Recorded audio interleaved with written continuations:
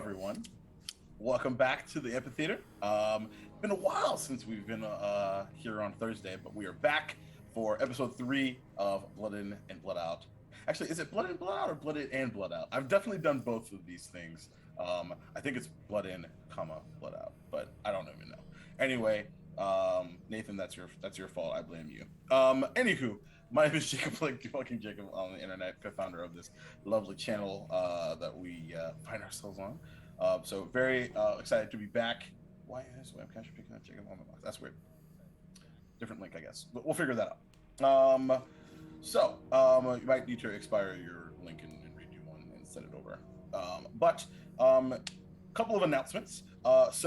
Unless you've been living under a rug, you know that last week was the final episode for now of Eudalia 5e, a Redwall story. All 16 of those wonderful episodes with those lovely critters and beautiful, wonderful food and emotional damage can be found on our YouTube channel. If there's a mod in here that can drop in !YT, they'll take you to a link where you can go over there on YouTube and subscribe to that. Also, episode 3, which is what we're doing right now, will be on our YouTube channel later on, either late this weekend or on Monday, when we thank you, D&D Jordan Lee. You're wonderful. So you can see all the lovelies at any time. Instead of emotional damage in this game, it's more of like just like who we've murdered and stuff. But anyway, first things first, because Hannah, you have a little bit of an announcement or a thingy you're doing right now. Why, thank you. I do. So last week, the Supreme Court decided to roll back women's rights back to like 1925. So we are going to raise a little money tonight, impromptu money raising. If you will donate to Planned Parenthood for America or an abortion fund of your choice and drop the link on Twitter or a screenshot of your payment info, whatever, on Twitter, and I see it, I will make a pun, I will sing, I will do something completely in character as an homage to you and your reference. You can pick something, and as long as I don't find it obnoxious or hate it, then I'll absolutely do it. So please donate to support abortion rights. I normally will rant about that at the end of the stream, but today we're doing things out of order, and so I'm just going to go ahead and say fuck you to the Supreme Court. There it is.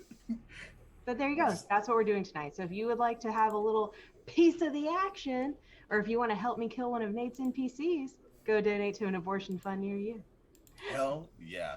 Back to your regularly scheduled programming. Thank you, Hannah.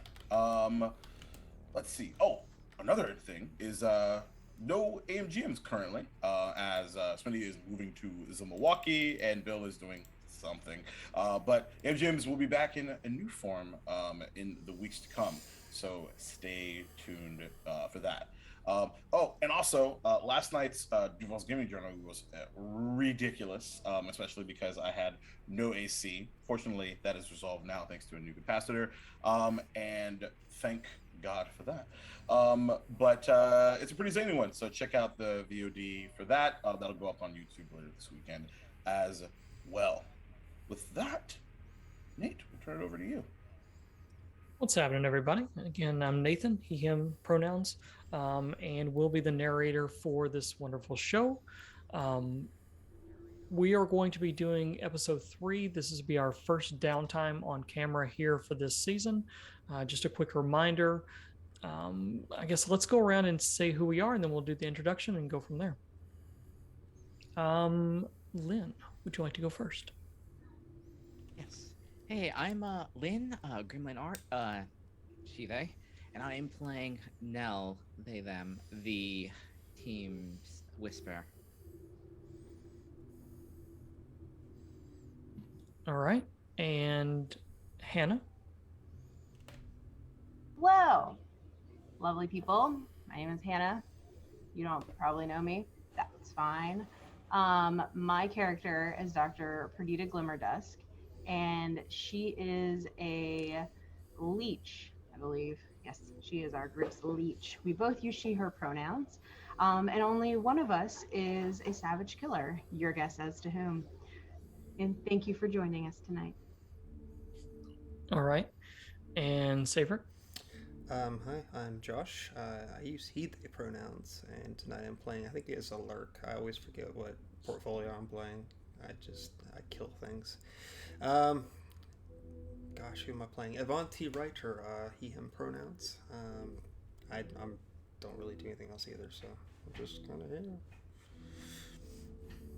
And with that, we will begin episode 3, our first downtime episode, A New Beginning.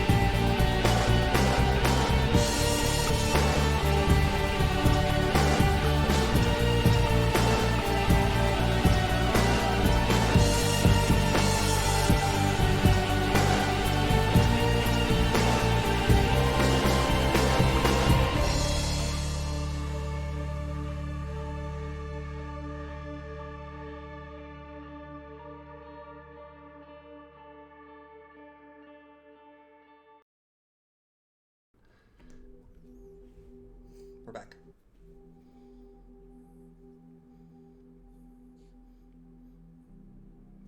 We're back. I was gonna say, Nate, that's your My cue, bad, buddy. my We bad. heard you. I'm watching it I just too. thought Nate was getting in the vibe. You know, Yeah, people out there in YouTube land who aren't here for the live production, why don't you come by so you can see riveting moments such as these?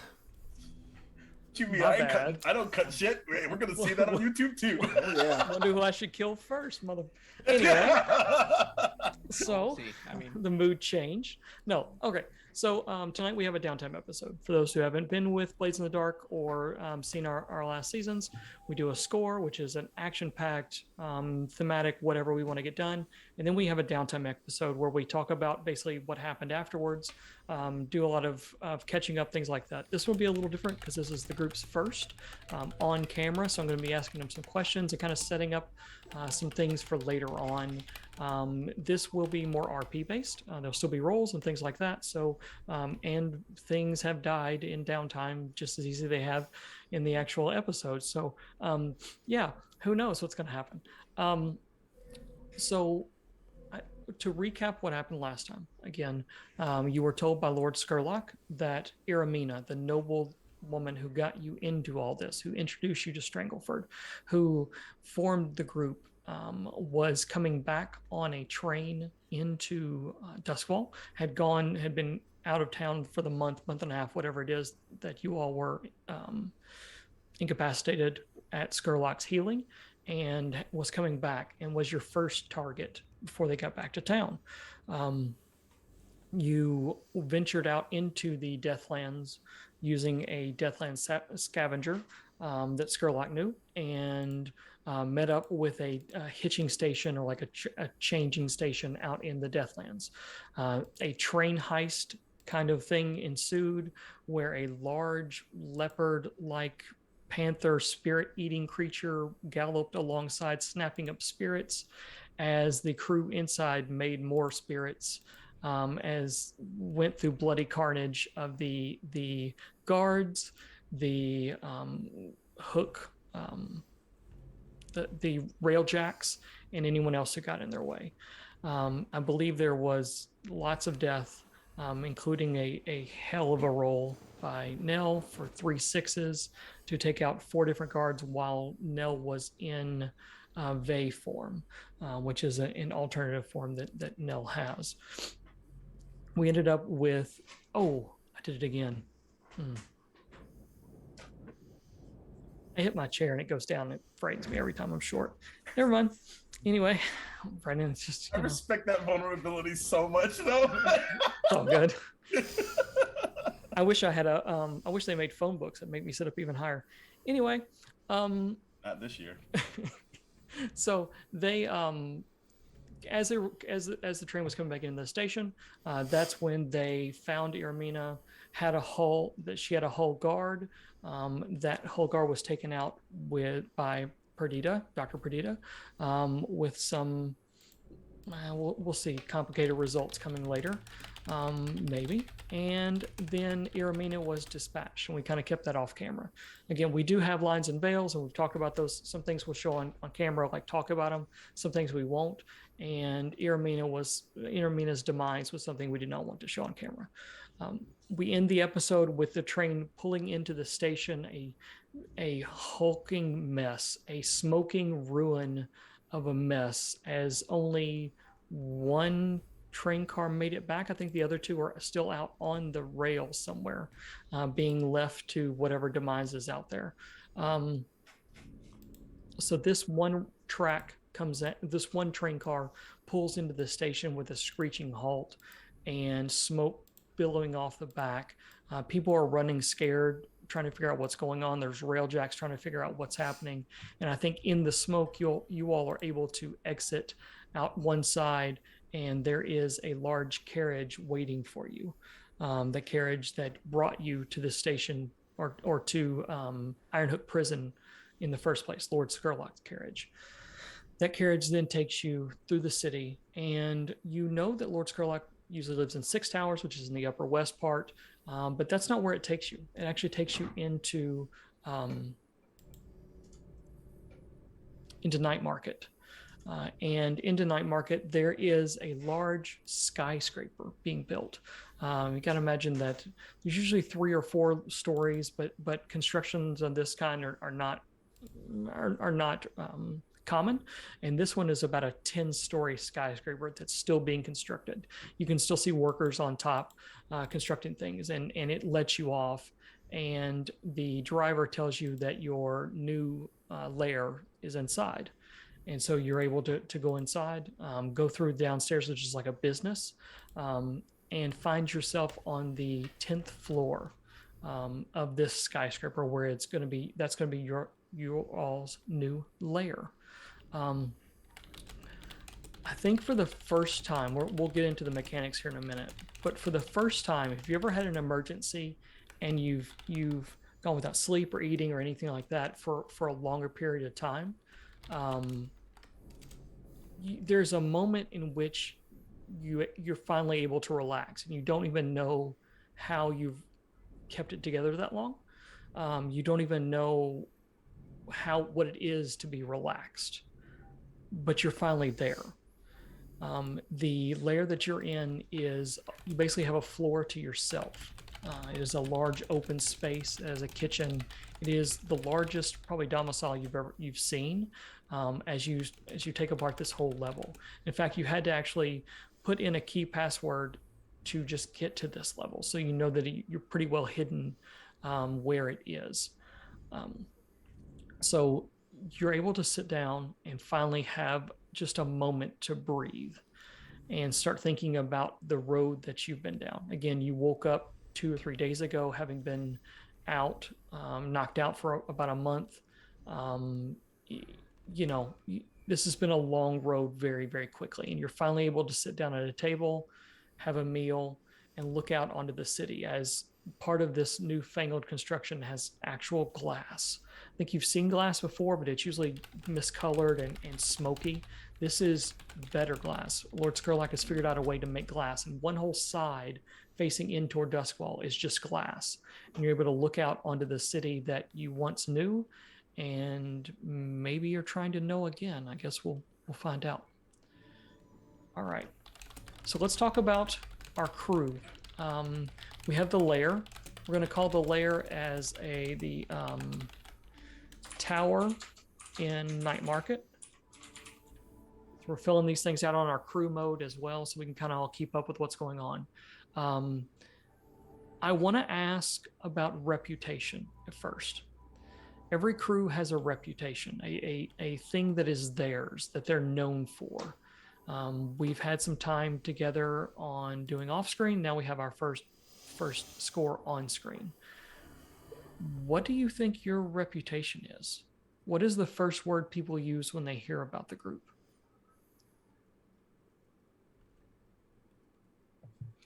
I think that there's probably an assumption that there's like a bloodthirsty mentality, even though I think that that's not true. This is especially given our situation, this is a means to an end. But you know, propaganda is propaganda. So do you think that is your reputation you try to uphold, or are you trying to uphold something different? Teddy could care less. No? Good for us. It's good for us. Perdita?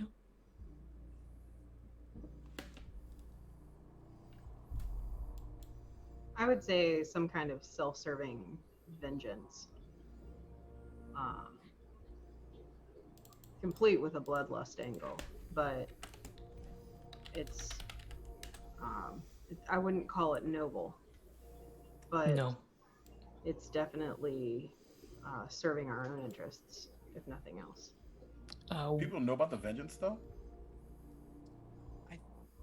I think that they know about like the brother, the Lavender being gone. Like people know something. Yeah, so people know something. Yeah, we it's like left something on the train too.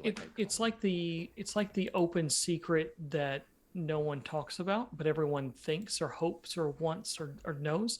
People know that Strangleford's bad news, but they have to in public at least say he's not bad news. There has to be a scapegoat, and that's you all. And I think people are used to being and seeing scapegoats, so they know that that's probably not the case. Pernicious would be my Pernicious. Word for... What a good word. Ooh. I can dig that. Yes. Y'all good with that? Mm-hmm. I can't spell that for shit. ERNICIOUS. Spelling bee. Let's go. I was a hooked on phonics kid, so I screwed those up. All right, so let's talk about let's go through a couple of our downtime actions, then we'll get into our scenes.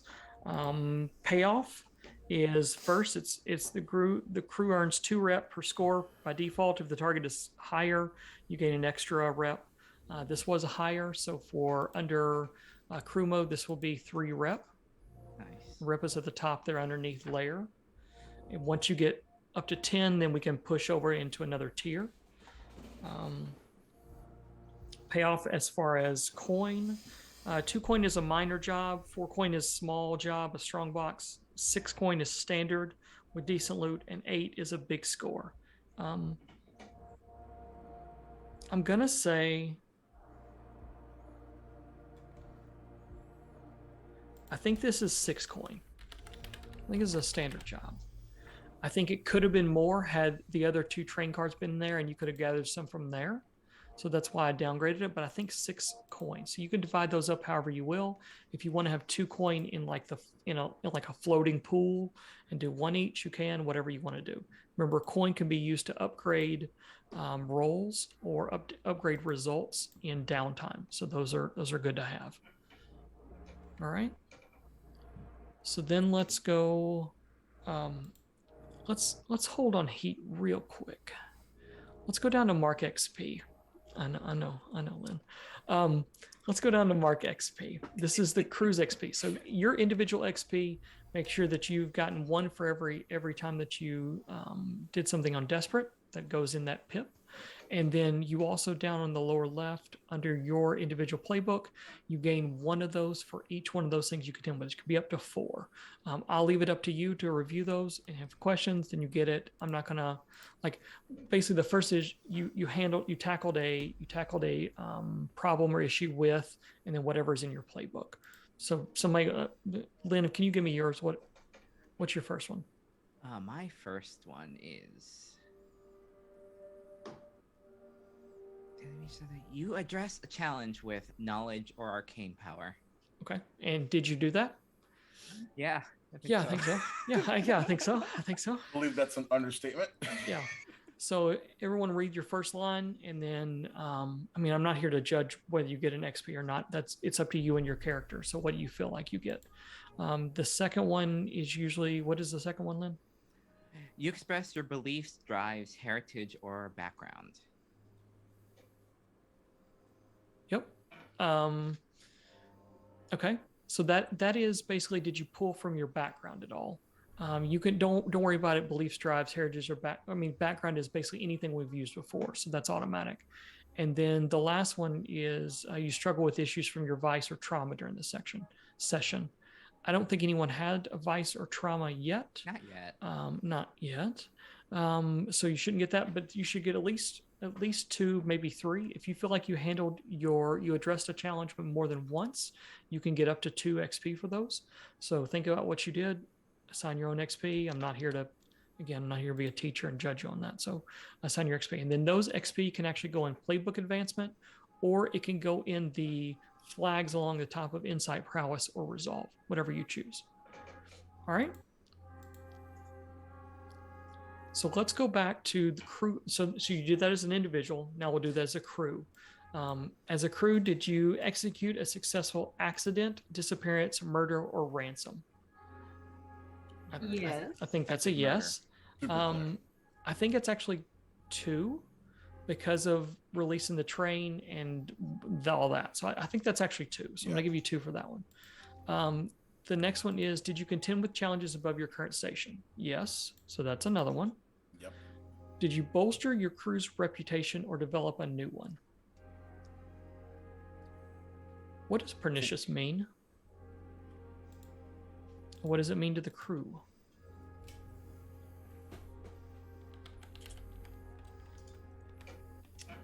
Having a harmful effect, especially in a gradual or subtle way.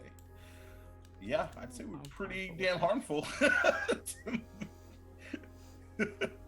Is it do you mean to, or is it just happy accidents? I think there's kind of a Venn diagram there where it's kind of just it's just the part of doing business that they're trying to do. I feel like it's kind of in the middle of that. I think I see it as somebody who just foregoes all morality and just does whatever they can to get what they want, whether it's hurting people or extorting people. That's we definitely hurt some innocents. We've killed some innocents for sure. That's how I see pernicious as personally. Yeah. Okay. That's the large difference between our previous crew and this one for sure. Okay. So you absolutely get 1. I don't think you didn't develop a new one because we just had this one, but you did bolster this. Yeah. And then express the goals, drives, inner conflict, or essential nature of the crew. Yes, that's an automatic one. That's just kind of like, hey, you play, you get an XP. So you should be up to 5. Yep. 5. And again, when those mark up, you can either pick, you get a special ability, or you get upgrades, or you can choose a turf, which is the squares up at the top. All right. So now let's go back to our favorite, which is heat. Heat is what is the aftermath, is the wanted levels. It's the anger. It's the of everything. All right, so 0 heat is smooth and quiet, low exposure. 2 heat is contained, standard exposure. 4 is loud and chaotic, high exposure. 6 is wild, devastating exposure. Is anyone going to argue for anything less than a 6? No. No doubt. No. Okay. No doubt it's 6. Add +1 heat for high profile. That's 7. Add +1 heat if the situation happened on hostile turf. It did not. Add +1 heat if you're at war. You are. Wait a second. Yes, we are. Yeah, Wait a yes, we second. are. Hostile turf? The Are we in like? you're in the neutral Deathland. turf. You're in the Deathland Scavengers. You're in the Deathland, which is not so hostile. It's not hostile to people. It's 'Cause nobody hostile owns it. as far as other factions. That's what that hostile is. Not like hospitable. So But like, you're- we're also in a train full yeah. of a whole bunch of people that want us dead because we're their little scapegoats. Well, with just one person, because I mean the rest of them were just innocent people trying to figure out what's going on and coming back. I guess I just think of her train car as being full of like. Right. It was full of guards. The train car, but the third train car, the one in the back, was not. It was full with just normal people. Yeah. The second one was guards. The first one was her. So I'm not gonna call it hostile, but you are at war. Yeah. Cool. I think that's fair. So that's 8. Not bad. Not bad Um, for one fucking score. And then add +2 heat if killing was involved. Yep, there we go. And Yep. there it is. Yep, they're wanted level. Boom. It begins. So what happened was, Oh no. 1, 2, 3, 4, 5, That's not 6, that 7, 8, 9. So you're at wanted level 1 with 1 left over. Yep. Fantastic. Yeah, so I think that's represented on camera by there's railjacks. We're back to the station. The railjacks are all walking around, trying to figure out what's going on, and there is a cart that pulls up, and out steps a monster of a man. We've seen this person on camera before. What is his name?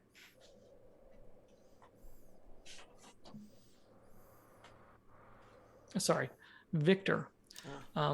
Victor steps out in a scarlet speckled cloak, and everybody moves out of his way as soon as he comes walking through. He is absolutely in charge. The camera follows Victor onto the train where there's some curse words and some things moved around.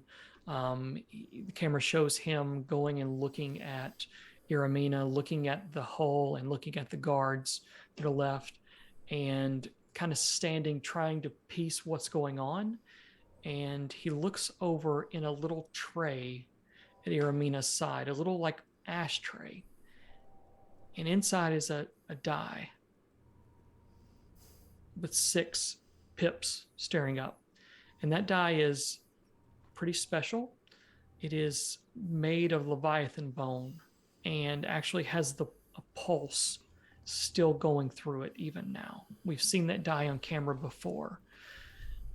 Victor looks over, sees the die, grabs it, puts it in his pocket, and walks out without a word. The camera cuts. So you're wanted level 1 now, which means if the Bluecoats, or in this case, if Victor's group, because they've kind of taken over for the Bluecoats, the Scarlet Crew or the regiment see you, either one, they might give you some hassle and try to mess with you, maybe even take you in, but there's not truly much right now. It's kind of circumstantial. All right. So there's that. We're not going to do entanglements because we have enough of those in this story that we form. We're not going to mess with that. So we're going to go from there into our downtime actions. And so everyone gets 2 downtime actions. Downtime actions can be acquire an asset, work on a long-term project, recover, which is health, reduce heat, train, or indulge your vice, which is reduce stress. Each person will go around and get 1. Sometimes these will be conversation between NPCs and the character. Sometimes it'll be conversation between character and character. And afterwards, we'll talk about mechanical results that come from that. But we'll go through those and then set up for what's going to happen after that. So I think there's a shot of you all tonight as you're kind of finally settling in your new apartment. Each of you has your own room, and you can tell me as you go through what's in that room. What is Skurlock acquired for you? If you gave someone a list of what you needed and how you want it set up, or as you go throughout these first few days, as you picked up things here and there, what did you get as you tried to replace things that were taken from you or in homes that you no longer have? So, who is going to go first? Who's the first downtime action? Yes, I'll go first. As I wait for the pregnant pause. So, Teddy did not have a lot of things. It's mostly your non-perishables, canned food, the biggest pile of whatever dog food that one could find. There's a very clear delineation between what Ollie, who for the folks at home, is a yellowish Aussie Shepherd with beautiful, very pretty sky blue eyes. I love it. And like it's like top shelf shit. And he's like SpaghettiOs. And as well as some old military medals, and his gun and knife collection, and some tinkering tools. So in Ollie's room, in Teddy's room. Might as well be Ollie's room. yeah. In Teddy's room, I'm picturing kind of a cot, everything in its place, kind of like military still style. Everything is cleaned, probably bed made. Ollie has a big mat or whatever kind of bed area too, but everything is, if I'm picturing it, everything is in its place, and it's where things are, you depend upon it, right? Yeah, me and Teddy are very opposite. I live in chaos, and he would not absolute order. Yeah, Teddy has absolute order. Okay. Yeah. What is there an item that Teddy has that he did not think he was going to get back? Yeah, actually. So he discovers it appears from the naked eye to be like this sterling silver necklace. Mm-hmm. But it's actually if someone was to look into it, it's actually like almost like white, like gold, and it was actually a necklace that his mother used to wear. Okay. And your first downtime action? I have a broken fucking rib, thanks to a bullet wound. So that is numero uno. Okay. And one other thing too is like, because he doesn't have like a dress or anything like that. Like he's one of those people that wears like the same like three things. So it's like green polo, red polo, blue polo, and with a shit ton of suspenders and so there's these green army kind of cargo pants and military style boots. About 3 of those. But yeah, he's kind of just like trying not to like show like that this fucking rib is smart, is hurting, but he'd certainly have a physiker, so he would, without much fanfare, head out there with Ollie on a walk. Okay. And let's say that your physiker is going to be is tier 2, so you're going to get 2 die. I'll let you roll, and you're going to take the higher of the 2. Coolio. I'm trying to remember where to roll that though. You can roll. I mean, honestly, we're just looking for the rolls. So if you want to roll, do you have anything with 2 dots in it? Do. Okay. Just roll that, and we'll use the die rolls. Okay, cool. 1 5. 5. Okay, so 5 is.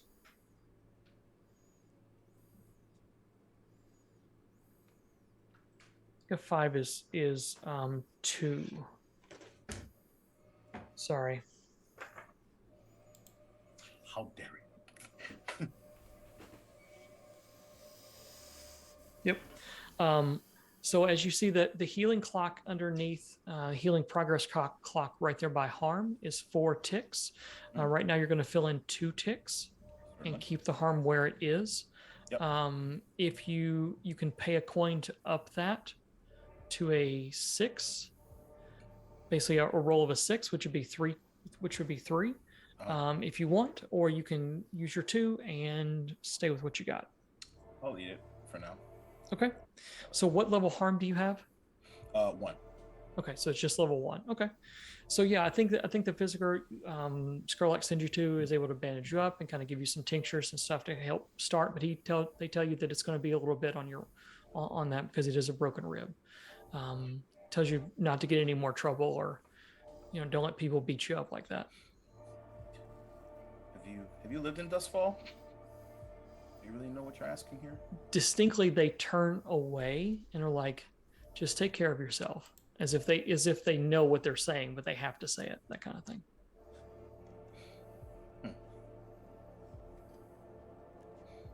Just nod and sort of process it for the empty words that it is. Right, exactly. This is a you were never here, I was never here, we never had this conversation. I'm telling you this, now move on. Yep. Distinctly, this is basically a back alley sawbones. Certainly. All right, who's next? Before go ahead. Cut off for me, I'll just tell you what number 2 is going to be. Which we're going to a ball game. Okay. Yep. Essentially, he'd leave right there and go and do that. Yeah. The roof wall even exists. Yeah. Yep. All right. Who's next? Nell? Yeah, I guess I can. And well,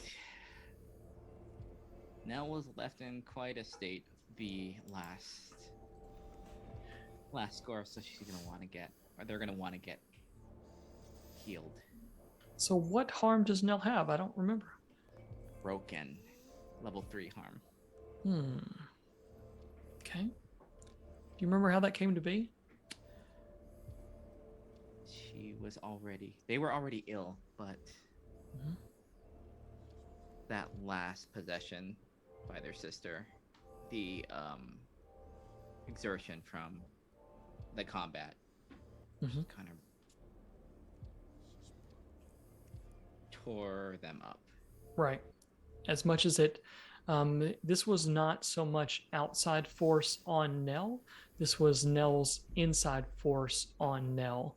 And something that we had said they had been dealing with for a little bit, ever since they'd woken up. So what kind of, are you going to, so go ahead and roll. I'm going to give you a level 2 as well. So, and then we'll talk about what that is. Okay. What is that again? That is just anything you want to roll that has 2 dice on it. Okay, yep, that's gonna be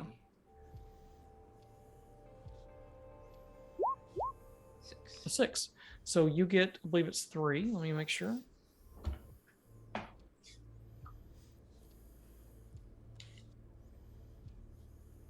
Yep. So 3 segments of your healing clock are marked. If you want to, you can always spend a coin and make it basically get a critical, which would be a whole. Yeah.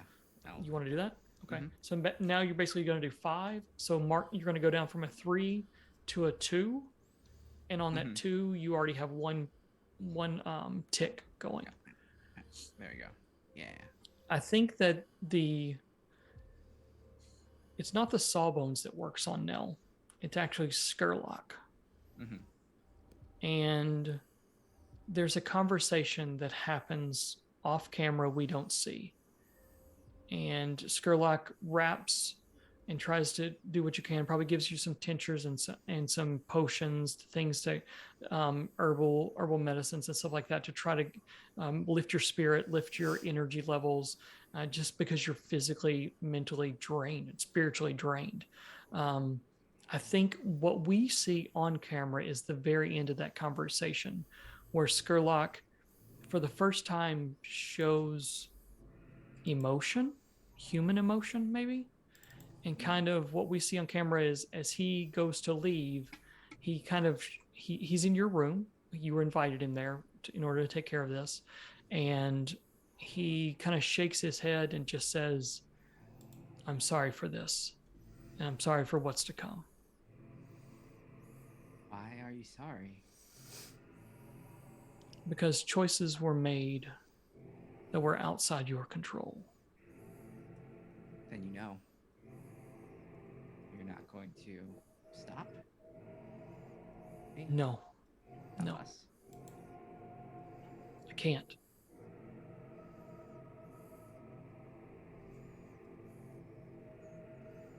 Then this is...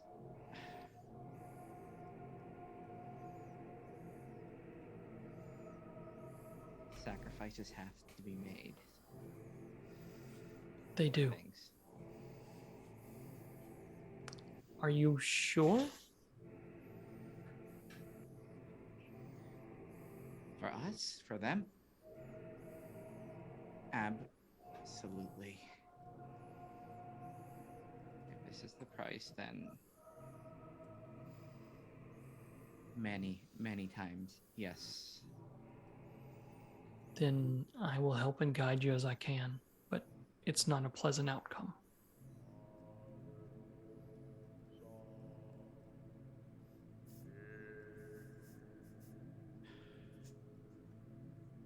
Well, then I guess we'll find out.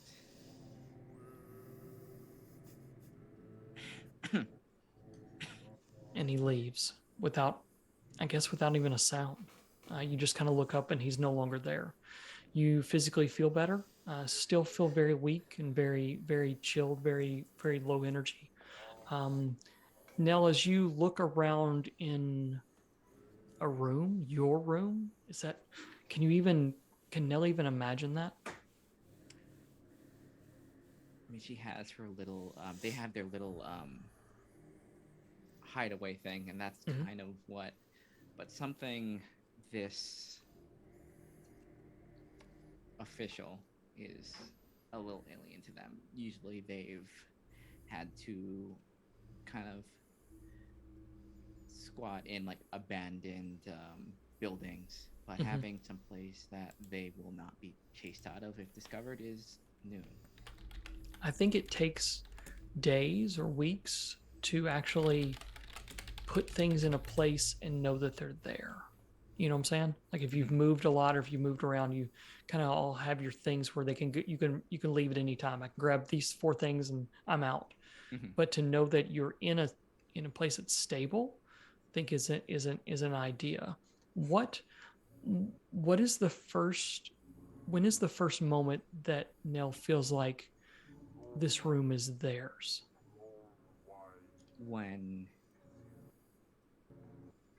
it's probably like a couple days in, it's probably when they hear like the sounds of the others Mm-hmm. on the other side, and they don't like have that instinctual like reaction to like, you know, look at the Mm-hmm. Mm-hmm. soul jars or look at their research and not make that movement or mental. Mm-hmm. Yeah, I can see thing Nell to, like, bolt. Yeah, Yeah, getting like ready to bolting gather up out of bed. Like maybe it's in the morning. Nell bolts out of bed because you hear noise. You think, I gotta go. Yeah. And you slowly start to realize, I don't have to go. Yeah. I don't have to go. I think there's probably moments in like for the others where you see them kind of like look through the door and just like watch. Absolutely. And then make like maybe go to the kitchen when there's no one else, just kind of like scurry. Yeah. And for everyone that's watching, Nell physically looks somewhat better, is looked physically healed. The bruises, the cuts, that stuff's still there, but there's a tiredness. There's a something pulling that's not right.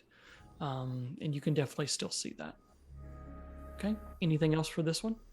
Oh, that's good. Okay. Who's next?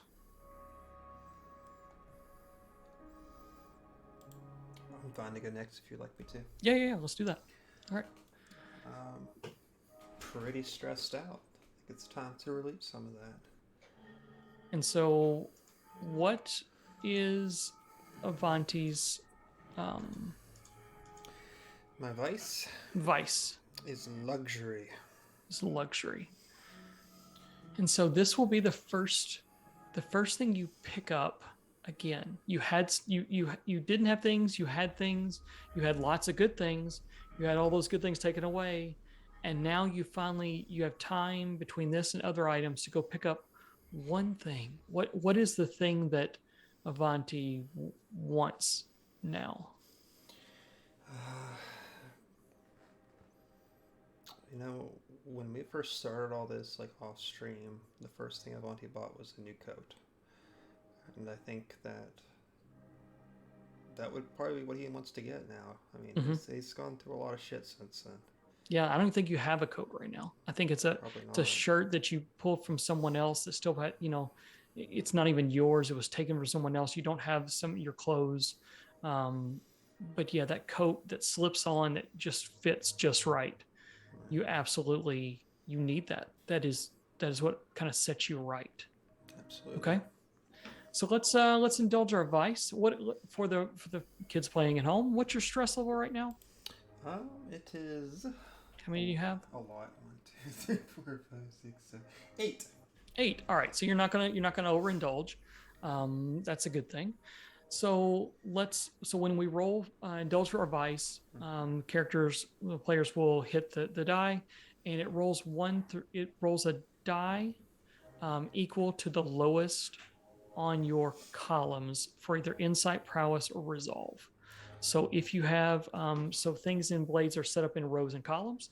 According to the rows, if you're better in something like an insight, you may have 2 or 3. If you're worse in one of the things like the physical or the mental and resolve, you're going to have probably 1. And this indulge vice is based off that. So go ahead and roll your indulge vice. I'll roll my whole 1. Okay. It's a 6. Sick. Well, look at that. Nice. So what does this coat look like? It's not super fancy, honestly. Just a tweed sort of brown collared with a nice collar, like the we call it the double buttons, the double breasted, I guess you want to call it. Yeah, it's just like one of those things where you pay more for the brand, right? Than you do and for and the actual... the catharsis of going into the store, being waited on, feeling important, like that is a thing. That is why car places are the way they are. That's why certain places are the way they are. Like, it's an experience. You're paying for the experience. And I definitely think there's an experience to this that Avanti has. This is not a specialty coat. It's not a coat to be worn once. It is it's like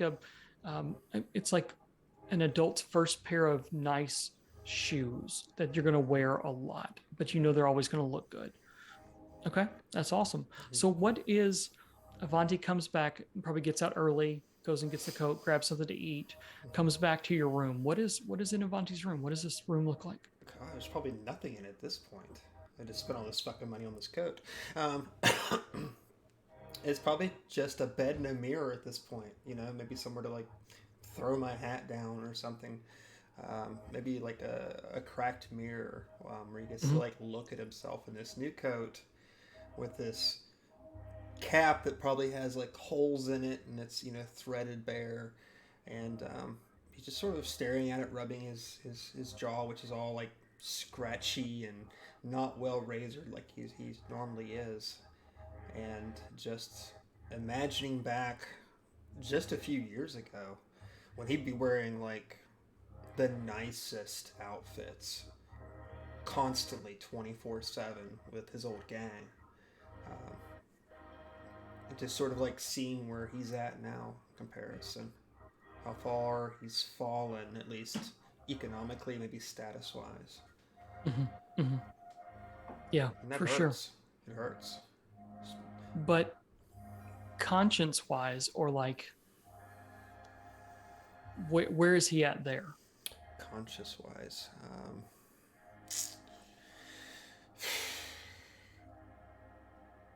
You know, really, Avanti has been sort of depressed for some time now. It really has. Because what happened to him was probably worse than death, in his opinion. Because he was betrayed. And in his thoughts, at least death is honest. You know exactly what you're getting with it. But with betrayal, it's like it's a willful harm to the spirit. For sure. I think you're standing there, Avanti's standing there looking, thinking back, and it's not so bad. I've got this. And you kind of pat down on your coat and kind of straighten it out, and there's a pocket.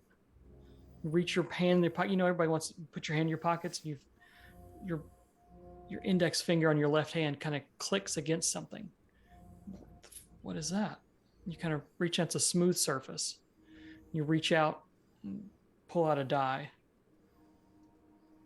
Kind of mess it over in your hand. It's pulsating with this purple black energy inside of it.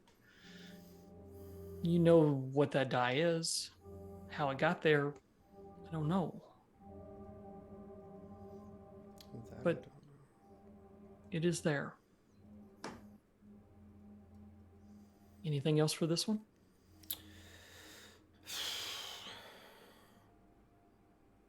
No.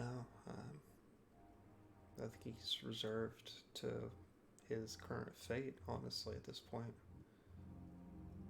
Okay. All right. And our good doctor. Okay, so just to clarify, What? we have rooms on the 10th floor of this building, in which we are wanted people. You're wanted. We're wanted in Duskfall. Correct. But we're in this high visibility skyscraper. You're in the skyscraper. Now the visibility is you're not hanging out the side of it, and there are other people all throughout the other floors. So it's nothing that. It's not like you're the only people there. There's all kinds of people there and all kinds of businesses and things going on. So it's not, and also wanted does not mean hated by everyone you see. You're not at that wanted level. You're not at that hatred level. You're still able to kind of blend in and be seen and be okay. Well, Purdy is going to probably ask Nell if she can borrow some of their clothes.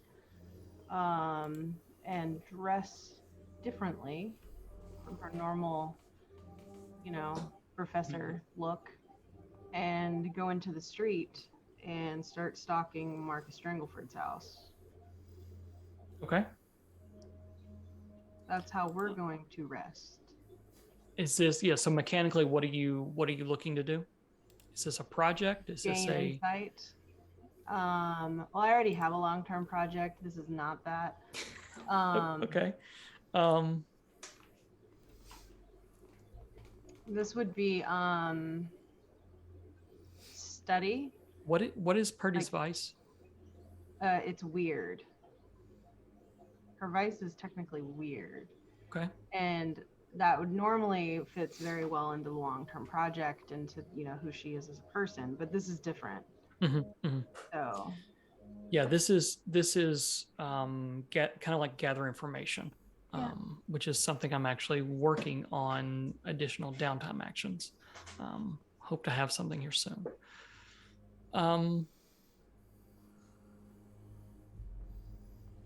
So let's roll, and I'll give you information now and information in the score. All right, so you want me to roll a study? If that's what you're using, yes.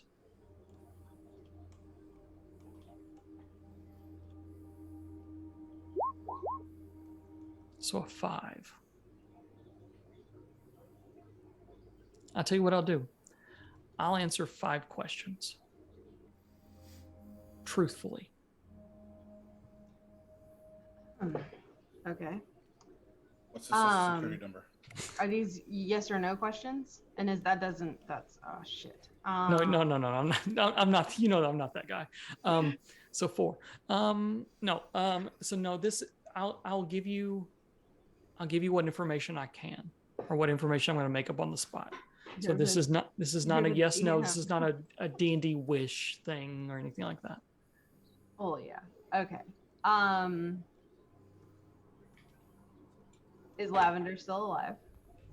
These can be any time as well. They do not have to be now. I'm So asking we you can- right now. I know. I'm just telling you if you can't think of what I you mean, I'll want. can some of these for sure, and I'll Right, bring them okay. out at the most inconvenient times. Yeah, But that's my plan. Okay, Lavender is alive, and you find that out because there are flyers on the street announcing Lord Strangleford's daughter is coming back from the capital. Lavender Strangleford has been visiting the capital for years, and she's coming back, quote unquote, to take her place with her father, and there's going to be a huge parade.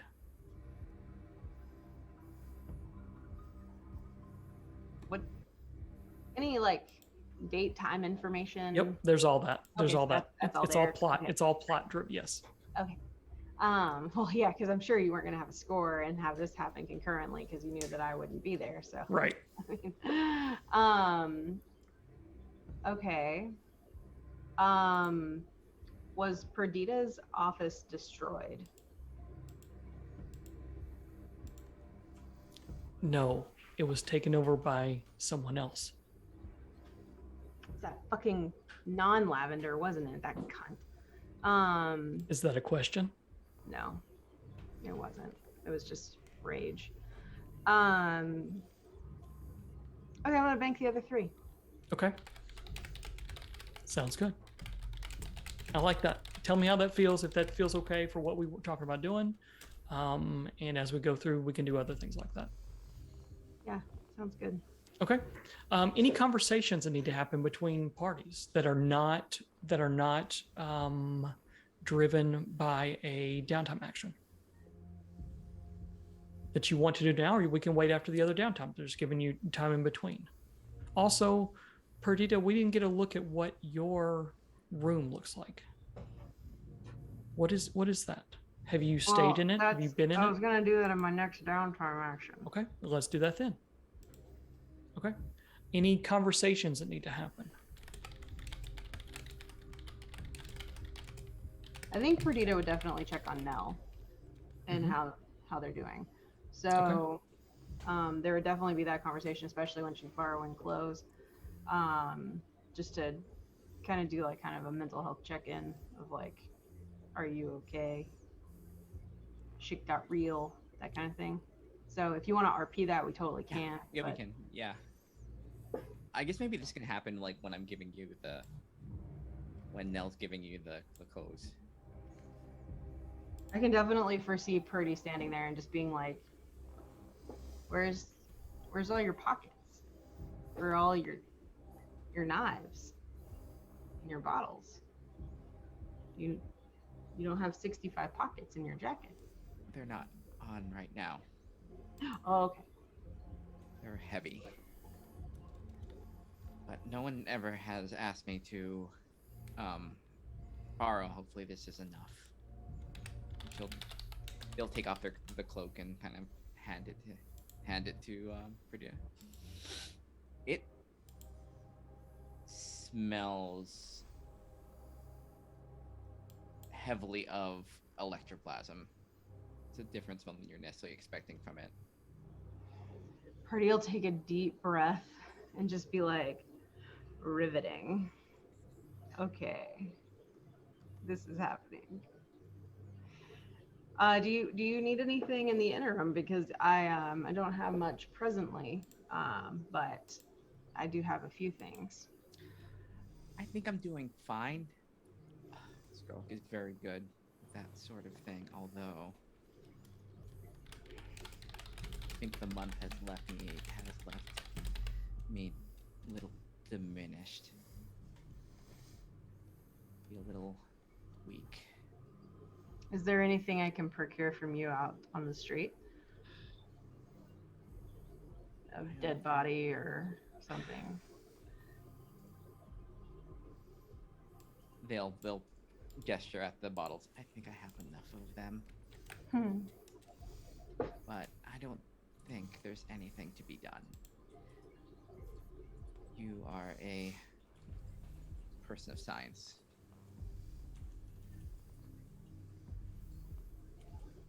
What would you do to do what needs to be done? What would I do? Yes. Hmm. Um, to be honest, I've spent a lot of time not doing science and leaning heavily into some of the old ways, but I don't know how to answer that question.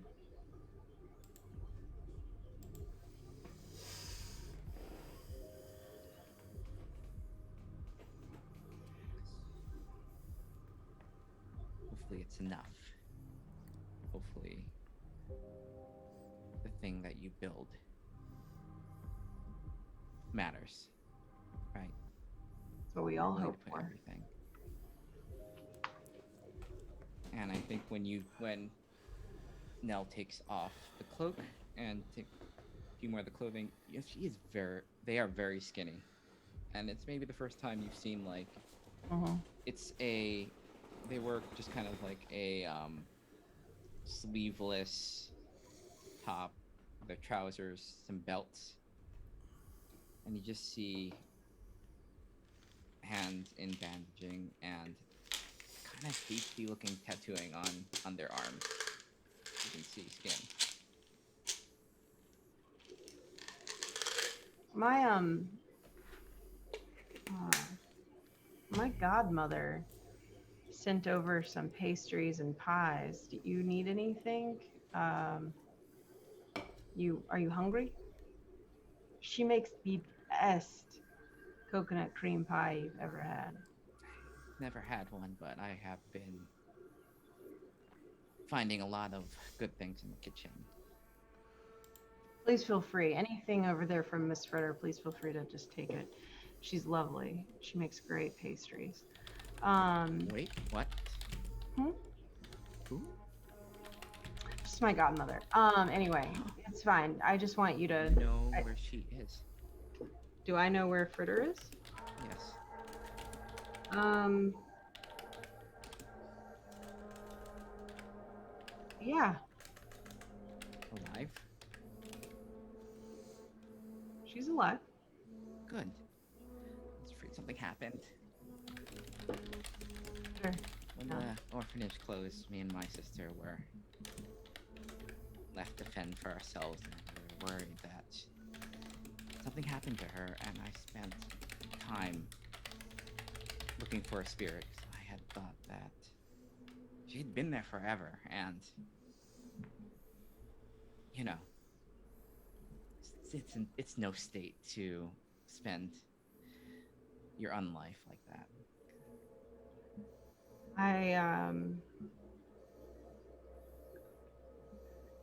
I think we may have known each other, or at least it's probable that we did. But um, let's sit down, maybe over some dinner, Ah, and figure out if we put our lives down on paper where they connect. Because we may have a lot more in common than we realize. if we are going to do that, she's very excited. They're very excited about this, and We'll do it. if you don't mind, I'm going to have to ask my sister as well, because Yeah. she knows pieces that I don't, and we're friendly, so that's not gonna. And she likes you, so Phenomenal.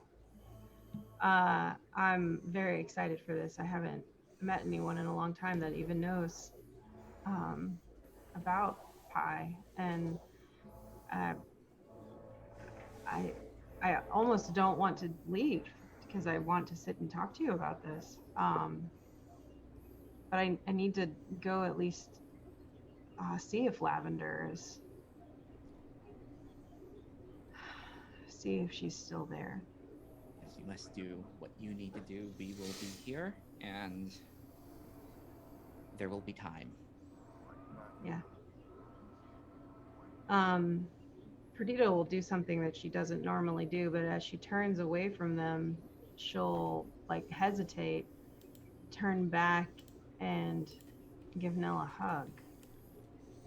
In like a genuine sort of way that like when you physically connect with someone where it's not like that physical connection is actually the valuable part of it. Yeah. Hope that's okay with you. Yes. I think they don't like know necessarily what to do with that, but they'll kind of go through the motions of it. But they feel cold.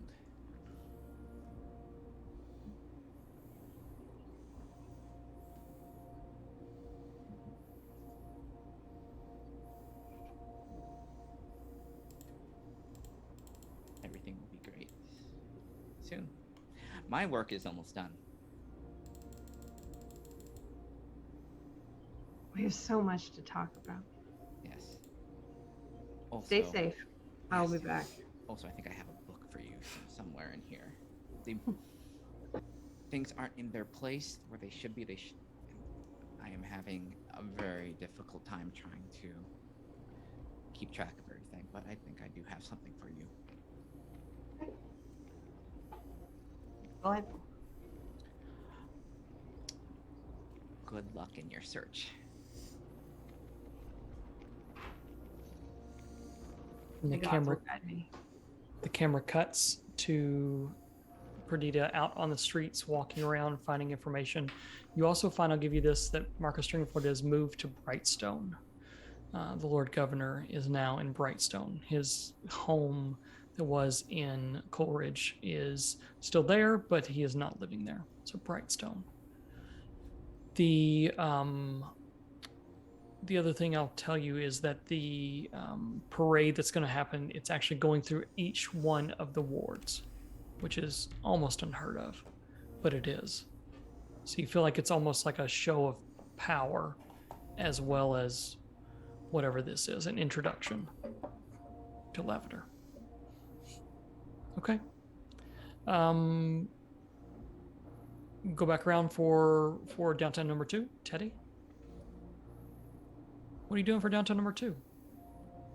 Rest relief for sure. Okay.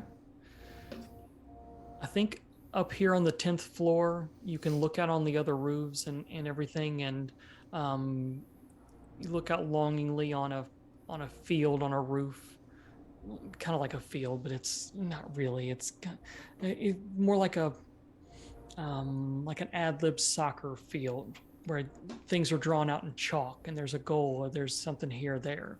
But if anyone else was looking at it, they wouldn't really know what's going on.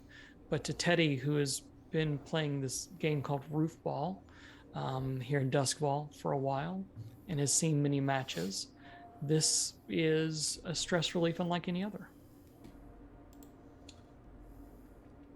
Indeed. And Avanti has a rapping knock on his door. I shall answer it cautiously with gun drawn.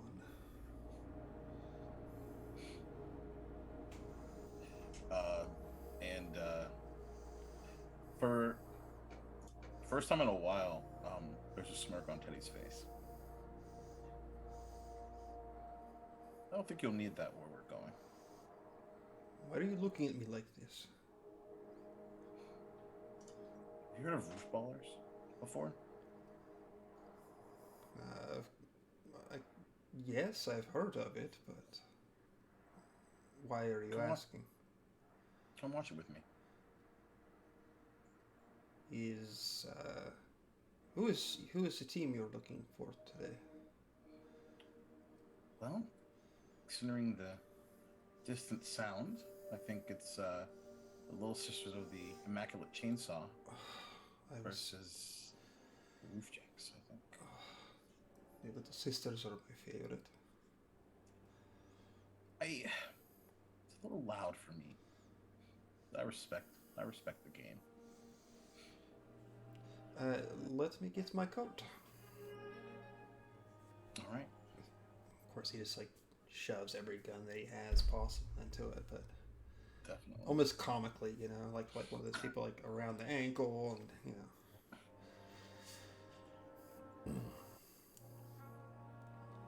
And Nate, is there like I have to imagine it's a decent walk from where they are, but he'll sort of insist of going up close and personal if possible. Okay. Yeah. There's probably one. I mean, there's got to be Night Market is kind of the new hip place. So there's 100% a course of some kind. The rules are very simple for roof ball. One team starts with the ball on this roof, and you have to the first team that makes it to another roof wherever it is in the lowest amount of time or in first wins. And there are not any other rules than get the ball onto the other roof, and whatever happens happens. So it's a very loud, chaotic. Each group does things their own way. There's not too many other than that. But it basically finds you all watching the end where the end goal is. But it's kind of like one of those things. I think to me it's kind of like a potluck place where you start at the start and you try to make it to the end, you know, in time to see people and what's going on, or like a marathon of some kind, I guess. I think on the way there, he doesn't try to stop, but I will say a bit of an Easter egg for season 1 and season 2 is probably almost by accident. They walk by a very familiar playground. Absolutely. And he doesn't like stop really, but he definitely gives it a look. And I will ask, for the sake of his knowledge, how does it look? It looks bad. It looks real bad right now. I think there's been things I think everything's been like all the playground equipment's kind of been shoved to the side. Like they're using that area for marching or for probably, I think the regiment's actually taken over this area, and this is where they're doing their marches through here and kind of like they're mustering through here. And so all the playground equipment has been like pushed over up against one of the other buildings. And you see, I think there's actually another kid that is kind of walking, or a couple of kids that are out here that like run out like they're going to start playing, and they kind of look around and realize that what they were going to be on, they can't. So they kind of scramble off in another direction. Got it. We'll keep it and make a mental note, and as they head there. My dad used to play, actually, for the Roofjacks back in the day. Founding member, actually. We used to make a lot of money betting on these things. Of course, Really? well, yeah, we fixed the results, of course, but Oh, don't tell me that. well, I hit the bursar bubble. That's how a lot of things around this area go. What's all right? Well, it wasn't the brides, right? That's all. Like that's all. It was never really any particular player or team. It was usually just the people who were running at the time.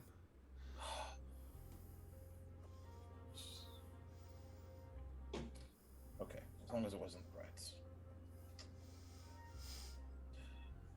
We owe Skrillex enough. Why did you ask me out to this?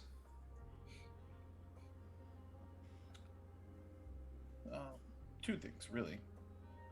Safety in numbers, given what's going on, and I figured I'd pegged you as a sports liking type of chap. Hmm. Seems violence is a mirror for me. So, Just seeing myself in all the shit that we've done so far. really, why? Sort of like does a sweeping hand around the whole area, you know? Look at all we've caused. We could have taken that box and not looked back.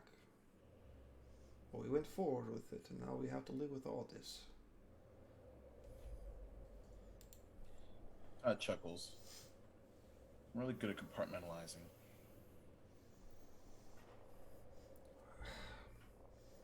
This damage, with the exception of those unfortunate kids over there, I don't really feel anything about it.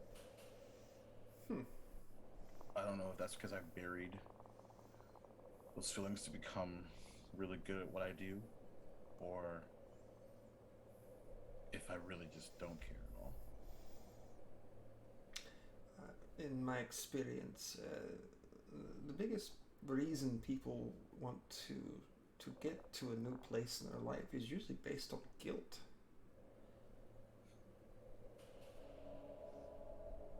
You know, you let someone down, or that you've done something to someone you loved, or, you know, guilt at yourself for doing something stupid.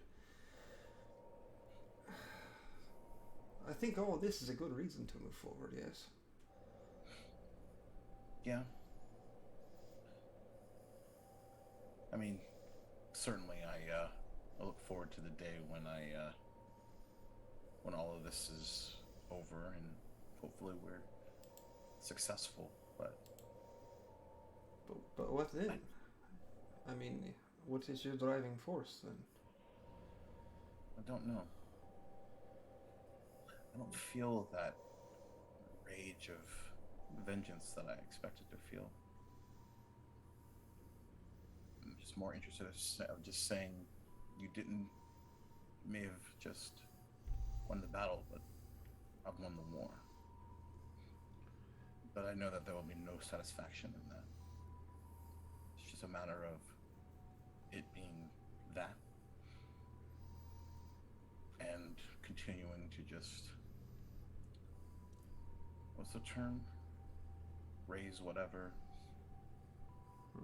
with a Z, I should say, is in my way. After that, I don't suspect that we just go back to odd job here and there,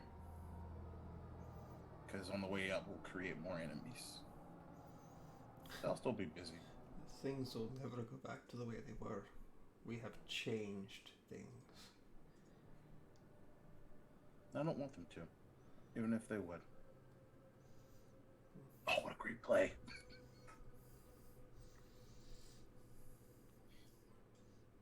Thing is, killing doesn't even excite me anymore. Anything, I think I've realized that it's kind of boring now. Is it just taking life that thrills you now? Not even that. I think for it to thrill me, I would have had to care. I became successful because I was able to not worry about the stories that I was smiting. Sure, these people have families and goals and dreams. That doesn't mean anything to me. Because they're just in the way. They've gotta go. Do you know what I peg you as? You're just looking for someone who's capable of killing you. Someone better.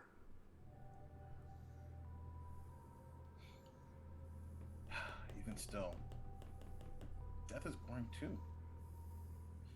then there's no. So maybe that's not the end of that story if that's true. I don't know about that. The things that Nell has shown me, death is far from boring. You're right, actually. It's kind of exciting. No, I'm not looking forward to going down that road just yet. Your spirit gets lost in the city, perdido get your bones. It's just all kinds of different tracks to go down. What about you? What about your tracks? I don't know yet. I just know that at the end of this, all I want is to be left alone. Oh, we have that in common. But, like you said, is that even possible anymore? I don't know. Just know that at the end of the day, the person who lets me down the most is myself, and I'm tired of living that way. Well, congratulations. You realize that you're not infallible.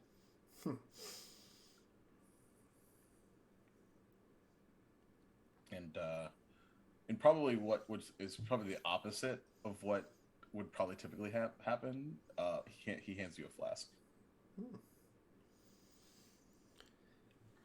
I would gladly partake of this. You know, sometimes I light the ball on fire. Really? Oh, man.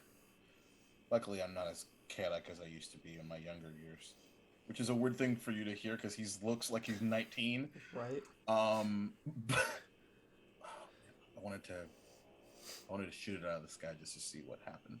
Just to see what would happen. Put a little explosive in the ball. Make it much more interesting.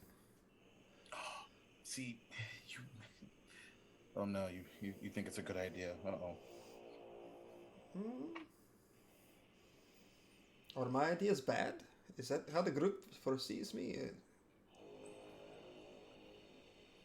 I think. Well, you fascinate me, but I argue Perdita's not plus about everybody. So I am by far the most less interesting person in this entire group. I don't know about all that. Oh, all my friends are villains. It is an interesting dichotomy. There's no villains. There's no heroes. It's just who gets to survive the night. Score! I think there's kind of a rousing cheer that goes up about that time all around Love that. As you two are kind of drinking your cares away and having this conversation, the crowd's going wild to look around. Teddy, you probably get caught up in the revelry a little bit in kind of the old days, and Avanti, you're still kind of mulling through what is being said.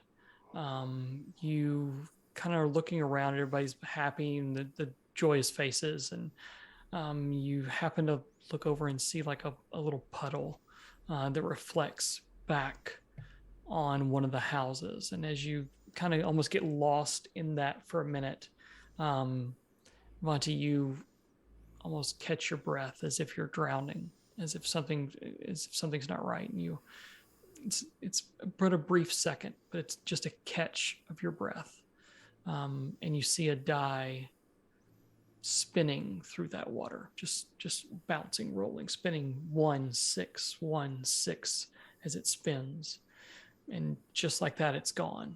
But you definitely find yourself holding your breath for just a bit.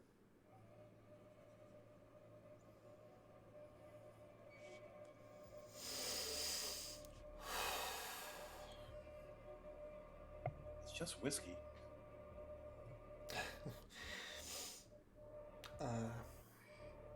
Of course.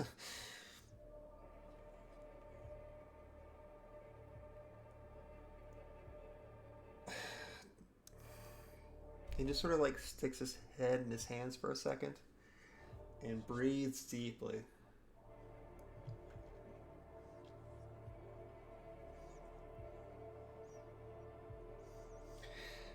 think that I have overthought almost every choice in my life.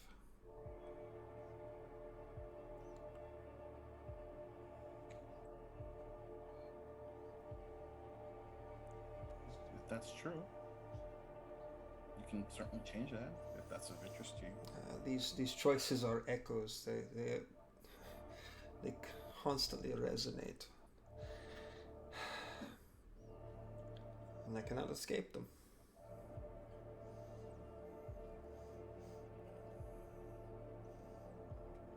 Did you want to? Do you want to escape them?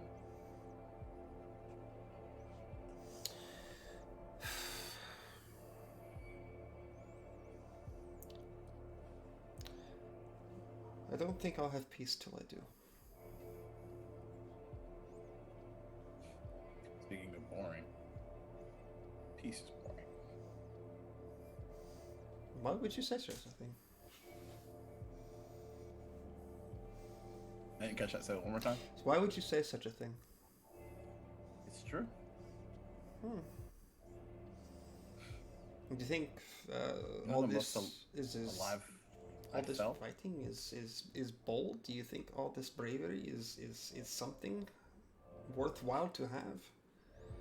Oh no, I don't think so. I mean, war itself is as simple as two old rich people disagreeing on a subject and then making poor people kill each other until one decides not to continue. But I've been that poor person. And in some cases I am still. But I felt really alive back then. The funny thing about war is that the person could be right about everything, but they will still die because their finger was too slow. That's true.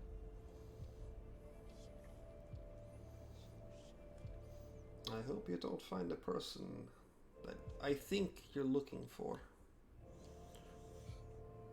Because I have a feeling their finger is a little bit faster than yours. He kind of grins at that. One way to find out.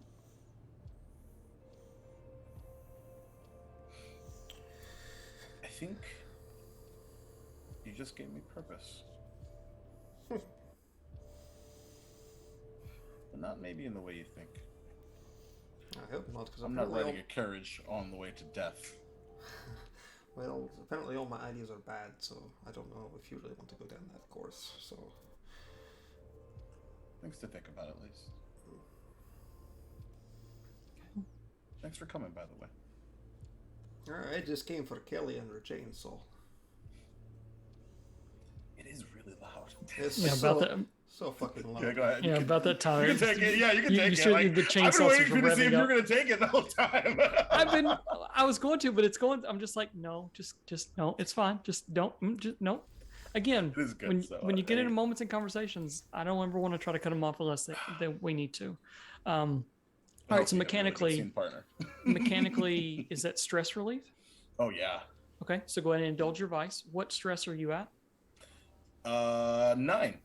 Oh yeah, you'd be fine. All right. So we'll go ahead and roll to indulge your vice. Let's It's see. there underneath vice on the right. Indulge vice. Dirt. Yep. And it'll automatically take the lowest. Look at that. All right. So you go down, maybe the conversation, the talk, I think it's more the talk of purpose, Maybe. more the focusing of that is, and just a feeling of normality to sit and cheer on a mindless game. Yeah, he Okay. was really surprised by that conversation. Holy smokes. All I right. see you, Josh. See me? Well So- done. Who's next? Who's next? Is this Nell again? We back around to Nell? Okay, yeah, we'll do this, and you know what? It's fitting because I think maybe once Avanti and Teddy split, Nell will just kind of just appear to Teddy. Amazing. Hocus pocus, motherfucker. Although they do look a little different. They do have they don't have the ratty cloak. There's now brand new looking navy blue one. Is this like while they're still like heading back, or would this be back in the Like part of the way back, yeah, I think. Okay, Yeah. got it.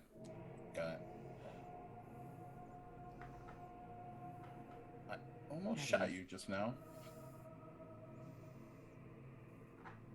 Well, I'm glad that you have a disciplined trigger finger, I guess. And it wouldn't be the first time exactly. That you've been shot?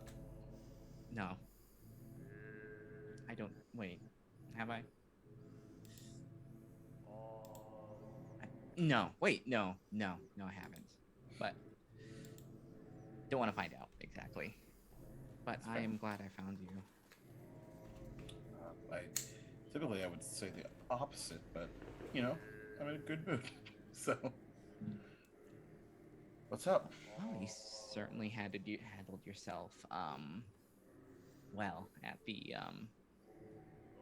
train. Usually people, when they see all that, they lose nerve. You. Oh. Well, with the exception of whatever you turned into, I've been in worse. Well, was one of my guesses about what. Usually it's that, or you just don't care. That's a little worse. Combination of both. But fair enough.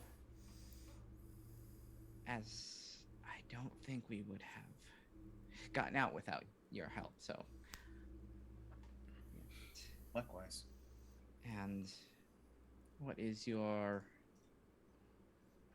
I'm here to offer you something. He has like a kind of a frown on it, like. It's not one of those things where it's like I expect something.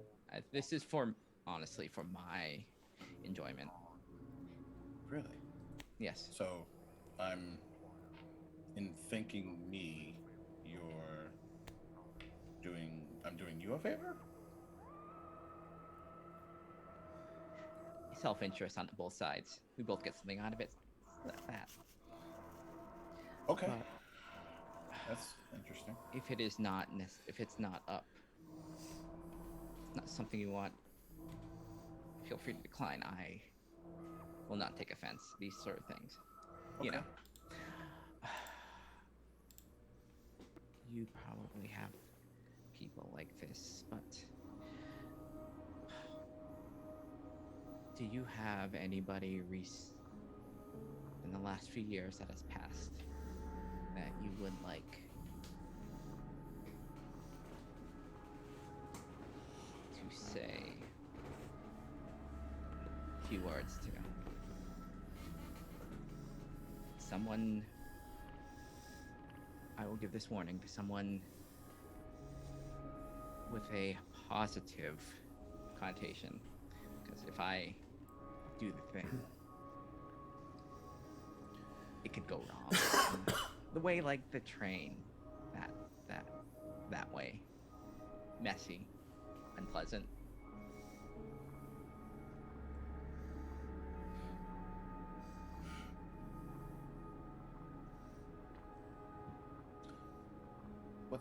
Is there a range, like a certain time you can go back to? A couple Is that how years. this works? That's when they are the most agreeable for these things. Stay past few years,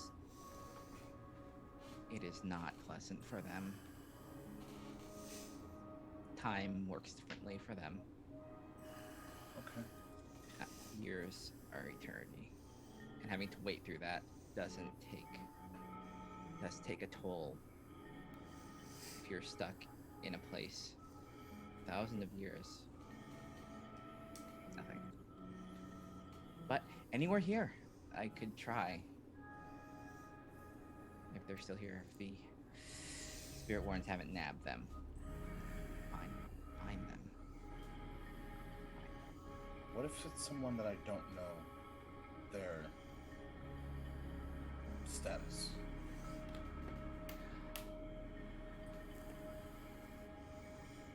Does that confirm whether they're alive or not? Well, it could. It would at least take the I just had that realization myself, knowing if they're alive or not can bring some meaning, catharsis, some way, even if you never find them again. But you will know one way or the other. Okay. What information do you need? Tell me name, what they were, where are they, where you think they might have passed.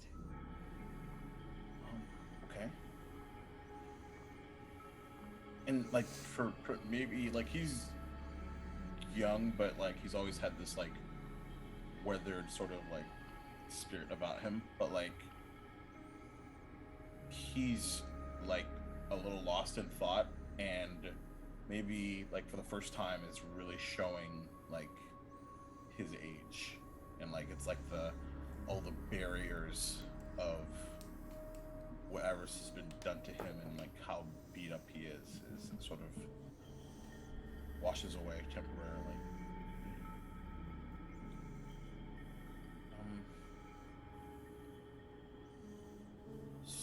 And correct me if I'm wrong, Nate.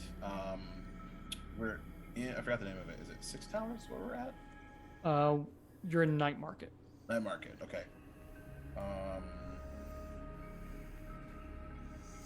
Got it.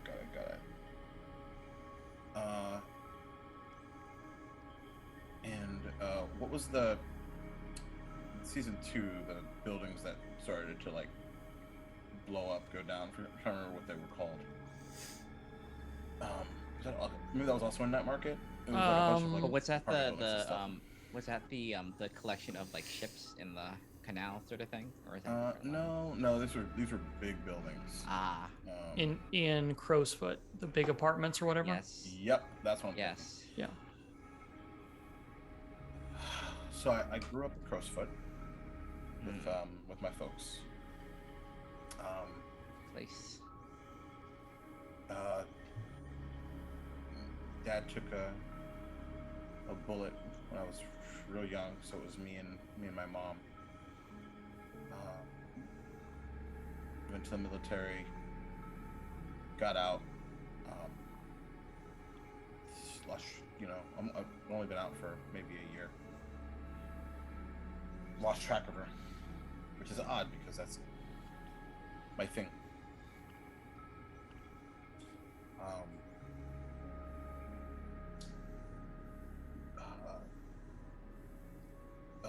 Her first name was Ashley. Ashley Sumner.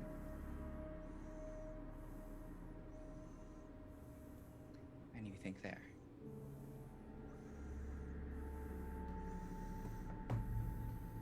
I've assumed the worst,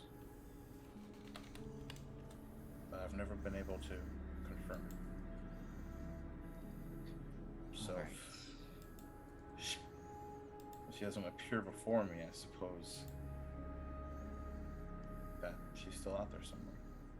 The way that this will work is I can work off a name and say it in there in words that they can understand, and they will respond if it is theirs. And also, if you are there, there is a sense, although they might not realize it, familiarity. So, they are there. I should be able to find them.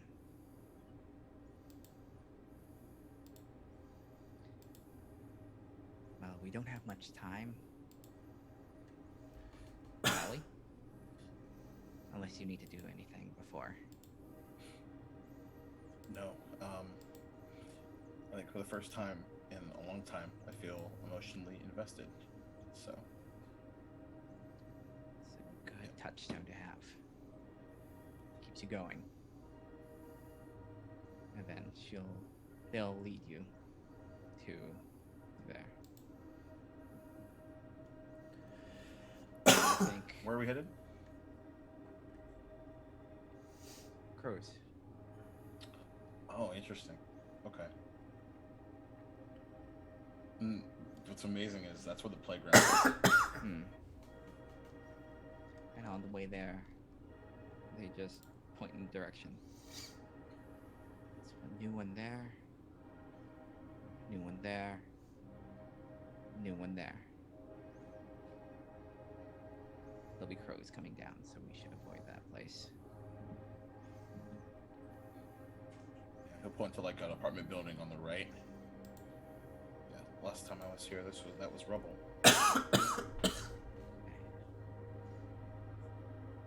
I'll see what I can do.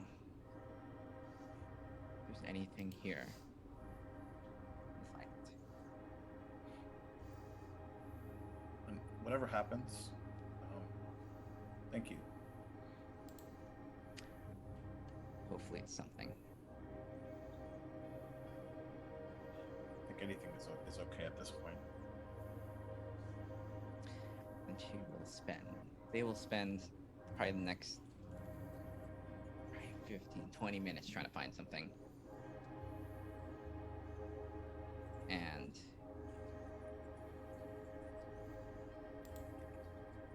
they'll come back.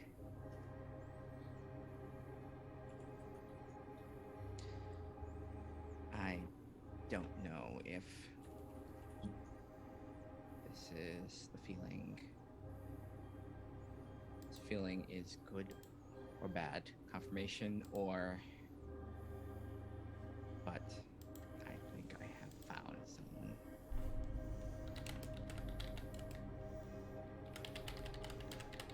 You found something? Yes. It's a little tattered. I probably won't be able to get a word or two, but there was recognition, and it did speak in the words.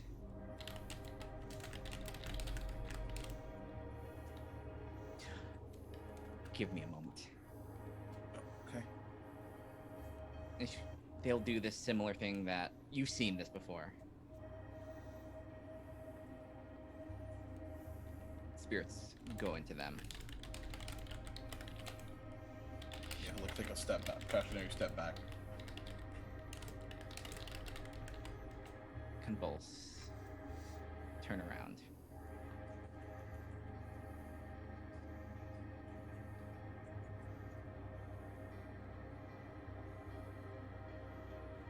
You.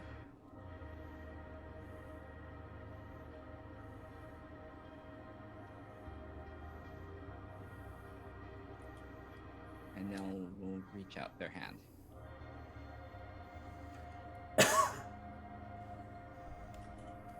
To like cautionarily grab it.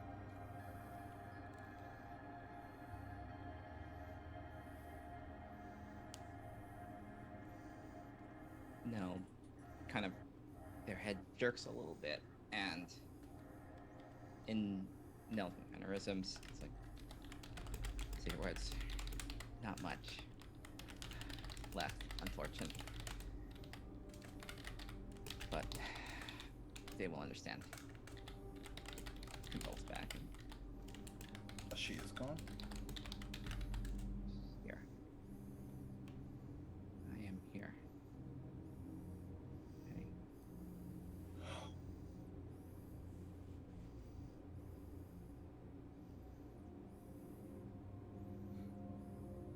You look same.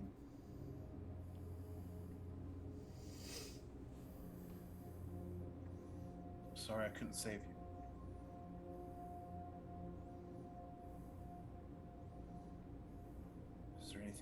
to do that I can help with now?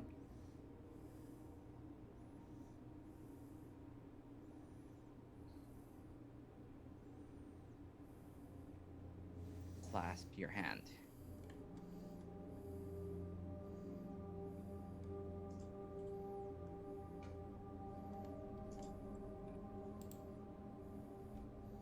Don't take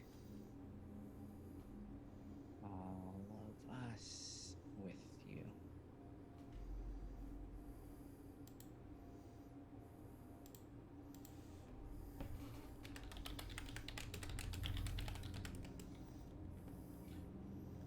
Do I get the sense that's from Nell, or is that from my mom?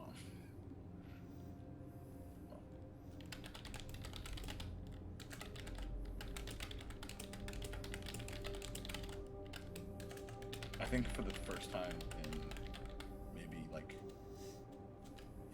the last like 5 years of his life, he tears up a bit.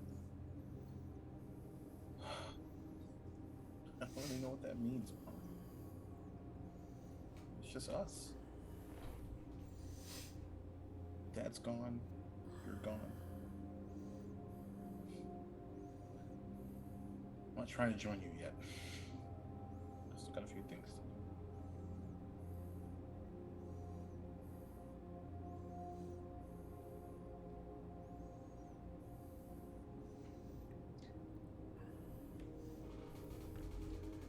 Yourself. Weekly comes out. Yourself.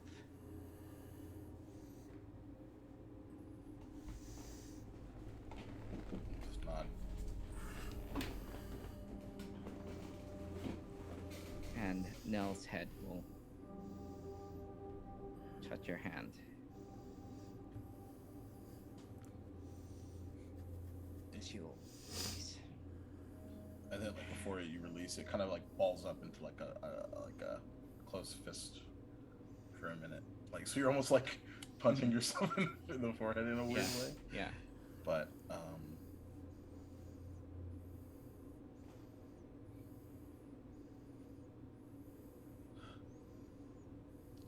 What's that?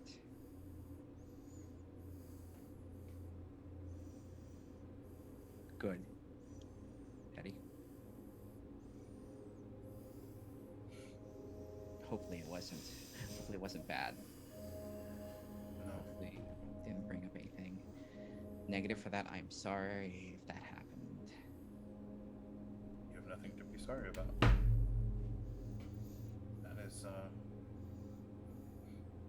I don't think I even realized how much that was weighing on my mind until this one.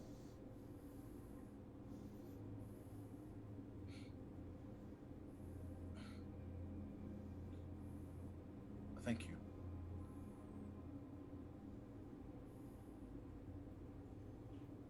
In a weird way, I'm glad she doesn't have to see this. Maybe it is a mercy.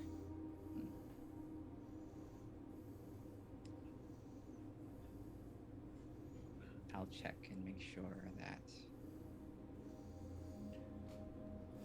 the undeath does not take a toll as much. And if it does, we're going to have a very different conversation about how to interact with that and make sure that that's not the case. Of course. So, with that, the scene ends. Nell, quickly, what did you mechanically want to get out of that? That was Nell's stress relief. All right. So go ahead and roll that stress relief. What stress is Nell at? Nell was at 6. Okay, so go ahead and roll it.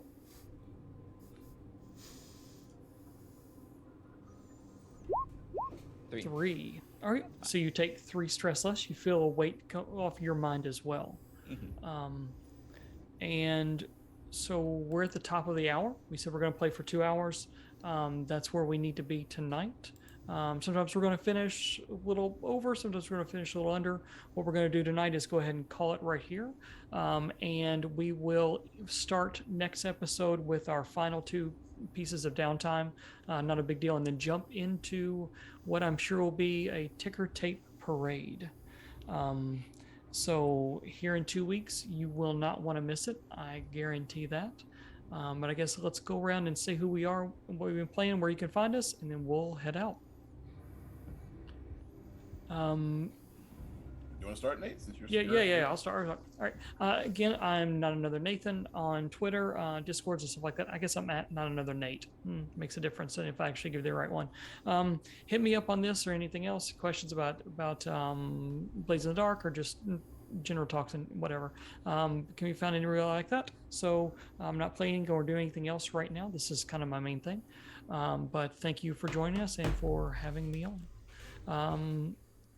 Who wants to go next? I'll go last since oh my God, Karen Comfort Studios, thanks for the raid. Amazing. It's always like that. Oh my God, always. Yep, we're just doing outros and stuff, but we appreciate you. Hi, I'm Josh. That's all I got. So. Oh, you can find me at Saverick on Twitter. Sorry. Look at that. That's all right. Love him. I am starting a Tomb of Annihilation game this weekend, like a home game. So won't be nobody else can watch it, but I'm super excited to play it. I'm playing a wizard for the first time in 5e. It'd be fun. Oh, really? Yeah, it's always a good. Yeah, for the first time. And I will say, shout out to Josh because he actually has even though that's not a game you can watch, he's got some really good live tweet threads in his history, so that I quite enjoyed myself. So not to tell you that you have to do that, but I might be saying that I'm emotionally invested if and when. I'll just put it that way. All right. I just like it because I get to play with my kid. So. Yeah. It's always We the best. love that. That's great. Yeah. All right. And Hannah? I'm Hannah. You can find me on Twitter at Stop That Old Woman. This is all I do. All right. Thank Also you. a really awesome author and wrote some of Icewind Dale, and I think didn't you do some Arcadia shit? Come on now. Yes, technically that's all true. These are true things. These are true things. All I right. make my friends promote themselves, damn it. These things And are Lynn? true. The world is dark. Just wait till October. Hey, I'm Lynn, Gremlin Art, pretty much everywhere. You can find my art there, including the work I just did for Apistrano D&D campaign exciting. with all the art. And catch me a few more things. There are a few things going to be announced, so just keep an eye on things. And thank you, everyone. Indeed. I love this game so much. Oh my God. Maybe some fables soon. Some art to be revealed in a little bit. And I have been Jacob Blake, Duvalky Jacob on the internets. I use he and pronouns, and this is the channel that I co-founded. And I'm so glad that I get to. Damn, I was not expecting an emotional night for me. I did all my crying last week, but apparently, damn, all right, cool, no problem. Fucking downtime. Downtime is not. We need to rename downtime for us because we don't down nothing. we bring the fucking hammer down role play wise. So thank you all for watching. As far as the rest of this week, before we pop back in here for next Wednesday, which is Duval's Gaming Journey, of course, for some more Pokemon, which has been absolutely ridiculous in a way that I was not anticipating. Very, very chaos, which we love very much. Let's see. So we've got Duval and Dragons on Sunday over on twitch.tv/SoManyGames, 7:30 p.m. Eastern time. Actually, might start a little later due to some schedule conflicts, but we'll keep an eye on the Twitters and we'll see how that goes. But it should be a really, really good time. And then, of course, next week, Outcast and Outclass. That's next Thursday. Before we come back here the following Thursday for episode 4, where we wrap up some downtime and we get into our next score. Which, oh my God, this is maybe the first time that we've not known what our score is ahead of time. This is really interesting. Ooh, this should be fun. Ooh, what is Nate got planned for us? It's going to be a good time regardless. But as always, we'd like to remind you here on the Amphitheater that Black Lives Matter. Stop AAPI hate. Trans rights are motherfucking human rights.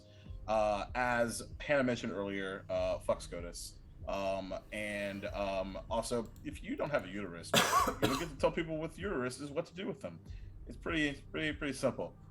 So something for that, so for you to keep in mind keep it in the back of your minds. And as Maddie likes to say, when you have the opportunity, choose love. So we are gonna find ourselves some friends to raid all of your beautiful people over to. Let's see, who do we want to do? Oh, snap! Well, Buzz popped in earlier, so we're gonna raid Buzz and see what he's happening. He's playing some, I believe, an indie game by the name of West Hunt, if my memory is correct.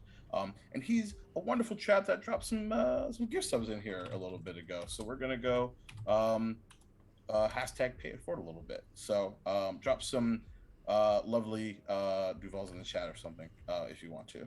If not, or just say hi. It's totally cool either way. I won't take it personally, I promise. So appreciate you being here. Have a really great night. Hope you enjoyed some Root Ballers and some chaotic downtime, and we'll catch you on the flip side. Good night. See y'all. And I'll hit the raid button.